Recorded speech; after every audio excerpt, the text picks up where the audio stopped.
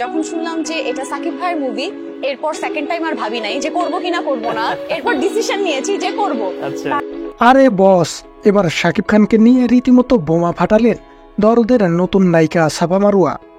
অনন্যা মামুন ভাই director, so এটা খুবই একটা বিগ অপরচুনিটি। ওই সবকিছু মিলিয়ে হচ্ছে এভাবেই। ঢালিউডের নতুন এই নায়িকা জানিয়েছেন, যখনই শুনেছি যে আমার বিপরীতে শাকিব খান রয়েছেন, তখনই আর একটি কথাও না বলে রাজি হয়ে গিয়েছি দরদ সিনেমাটি করার জন্য। উঠতি মডেল সাফা মারুয়া এরই মধ্যে প্রথম সিনেমায় অভিনয়ের সুযোগ পান শাকিব খানের সঙ্গে। সেই অভিজ্ঞতাই গণমাধ্যমের সঙ্গে শেয়ার করলেন তিনি।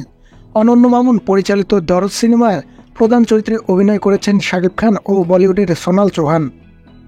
তবে এই দুই তারকা ছাড়াও দেশ বিদেশের আরও শিল্পীদের দেখা যাবে এই সিনেমায়।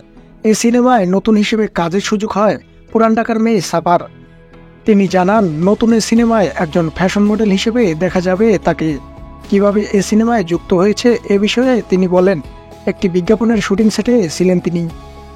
সেখান থেকেই ইন্ডাস্ট্রির জনপ্রিয় এক মেকআপ আর্টিস্টের মাধ্যমে এই সিনেমায় অফার পান তিনি।